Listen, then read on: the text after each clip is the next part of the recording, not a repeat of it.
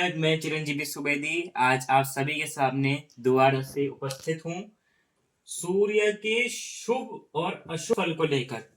इससे पहले भी मैंने कई सारी वीडियोस बनाई हैं। अगर आपको वो वीडियोस देखने में उत्सुक हैं तो आप मेरे चैनल को विजिट अवश्य करिएगा।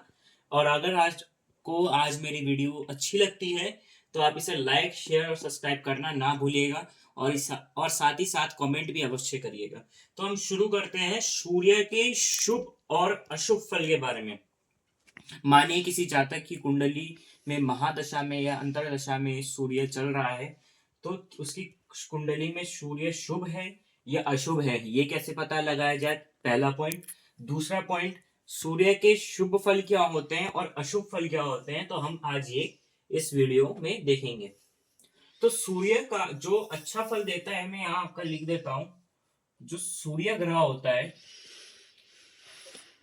आपका मेष में, धनु में और अपने सोगरिया में 5 के अंक में, मतलब 1 के अंक में, 9 के अंक में और 5 के अंक में, इन घरों में सूर्य हमेशा अच्छा फल देता है। मतलब धनु राशि में, मेष राशि में और आपका ये अपनी सोगरिया राशि सिंह राशि में। अब आप कहेंगे कि ऐसा क्यों होता है, तो जैसे कि अगर आप कुंडली में अगर आप देखेंगे, अगर मैं 1 का अंक लिखूं यहाँ मेष लगन की कुंडली बनाऊं, तो आप देखेंगे सूर्य का जो घर बनता है वो अपने मूल त्रिकोण में ही बनता है। लगन का मालिक मंगल होता है और मंगल सूर्य का परम मित्र है। सूर्य 1 के अंक में मेष राशि का उच्च का होता है और डायरेक्ट अगर आप उसमें 6 जोड़ते हैं या 6 घटाते हैं तो ग्रहों के उच्च नीच का हमें ज्ञात होता है। अगर आप उसमें 6 जोड़ते हैं तो डायरेक्ट 7 का अंक आता है और 7 का अंक में सूर्य जो होता है वो नीच हो जाता है। तो यहाँ पे सूर्य को विद्या स्थान मिलता है। मेष लगन में सूर्य विद्या स्थान का मालिक बन जाता है। अब आप कहेंगे कि धनु राशि में सूर्य क्यों अच्छा फल देता है। धनु राशि में ऐसा क्या है कि सूर्य का अच्छा फल राजयोग फल मिलता है। तो अगर मैं यहाँ 9 का अंक लिखूं, 9, 10, 11, 12, 1, 2, 3, 4 और यहाँ 5, तो आप देखेंगे मेष लगन में सूर्य को पंचम स्थान मिल रहा था और धनु लगन में सूर्य को अब जाके भाग्य का स्थान मिल रहा है। भाग्य स्थान सूर्य को प्राप्त हुआ, नवम स्थान सूर्य को प्राप्त हुआ, सूर्य का घर हो गया। यहाँ सूर्य मूल त्रिकोण में अपना घर बना रखा है।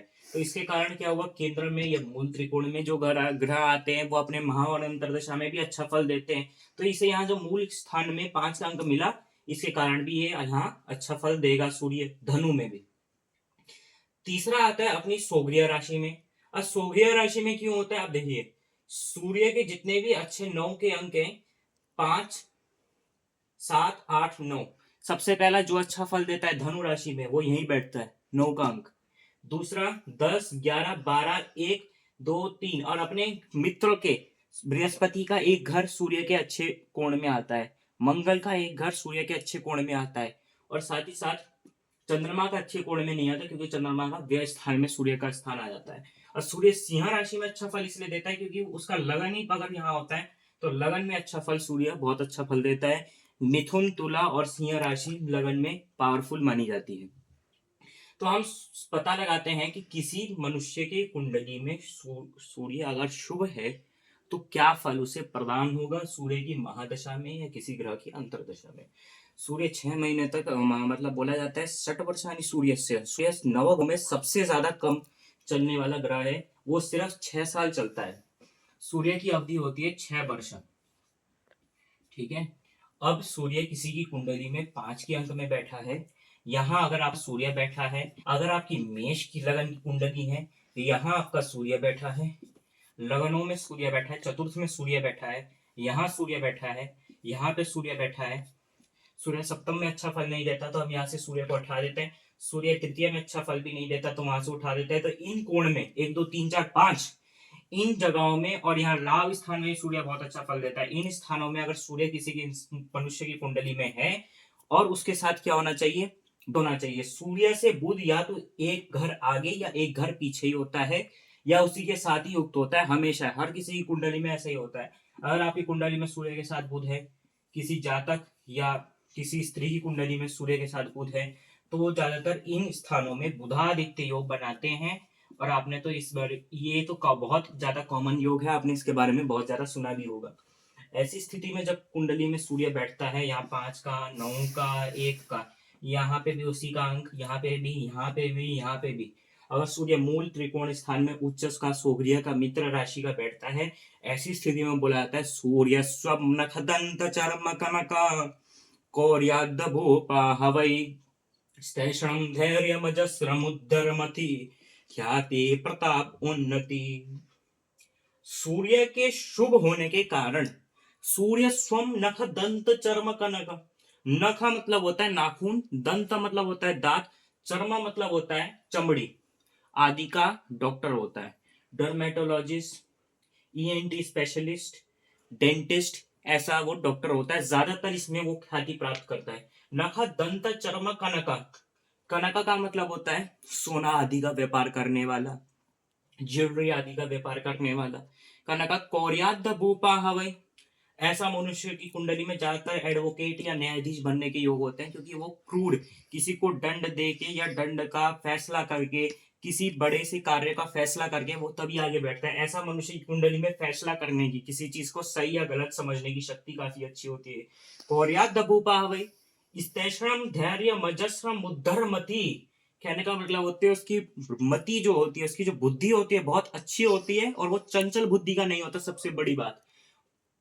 स्टेशनम धैर्य, उसका धैर्य, धैर्य से वो कार्य करता है, काफी परिश्रमी होता है, बुद्धि से भी अच्छा होता है, और ख्याति प्रतापोन्नति, ख्याति को प्राप्त करने वाला और अपने कुल में अच्छा होता है, अगर सूर्य की महादशा आती है तो।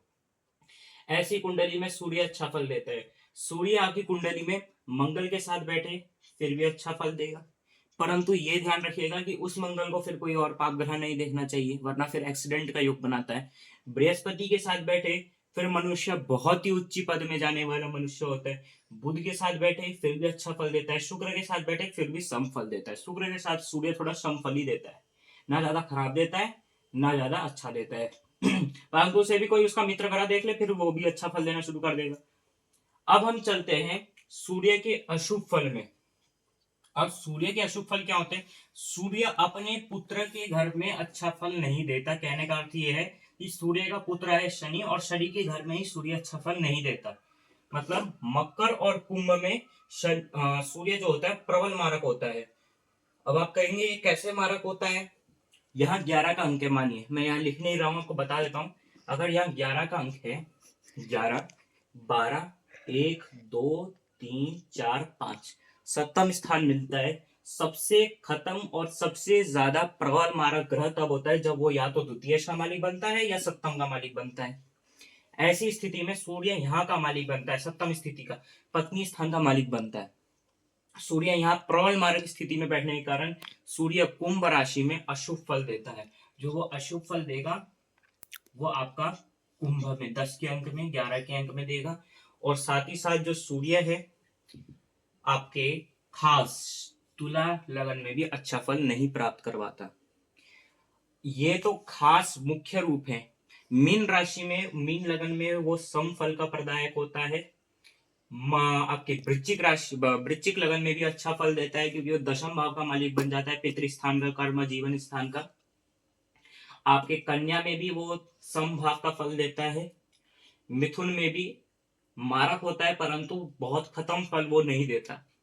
तो ये तो आपकी सूर्य की अशुभ फल की जानकारी है कि वो किस में मुख्य, किस किस क्रम में। अगर आपकी कुंडली इन राशियों की है, इन लगनों की है, और ऐसे में सूर्य बैठा होता है, तो आपको काफी सतर्क हो जाना चाहिए।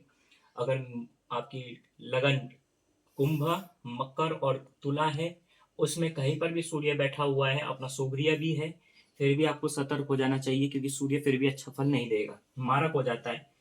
अब ऐसी स्थिति में सूर्य का शुभ फल में क्या प्राप्त होता है, आपको रोग भी बताएंगे, साथ ही साथ आपको इसका शुभ फल भी बताएंगे। बोला जाता है भार्या पुत्र धनादि शस्त्र हुत भू भूपोद्भवा व्यापद त्यागई पापरति श्रोहित कलेव हृतकोड़ पीड़ा मया। तो हम शुरू करते हैं। इसका जो अर्थ है इसमें बोला जाता है भार्या पुत्र धनादि शस्त्र हुत भू, भार्या पुत्र धन, भार्या पुत्र धनादि शस्त्र होता, शस्त्र अस्त्र आदि से उसे हमेशा कष्ट होता है, अपनी खुद की पत्नी से कष्ट होता है, अपने खुद के शत्रु से कष्ट होता है और अपने पुत्र से कष्ट होता है, धन से कष्ट होता है, अस्त्रों से कष्ट होता है, अपने खुद के प्रियजनों से कष्ट होता है। भूपोद्भव व्यापद है, ऐसा मनुष्य थोड़ा असमंजस और प्रेत बुद्धि से युक्त होता है। ऐसा मनुष्य को कोई भी तंत्र मंत्र के जाल में आसानी से फंसाया जा सकता है। भूपोद्भव व्यापद त्यागई पापरति श्वेत कले हृतकोड़ पीड़ामय। वो अच्छे काम छोड़ के बुरी संगति में लगना शुरू हो जाता है, बुरे काम करना शुरू हो जाता है।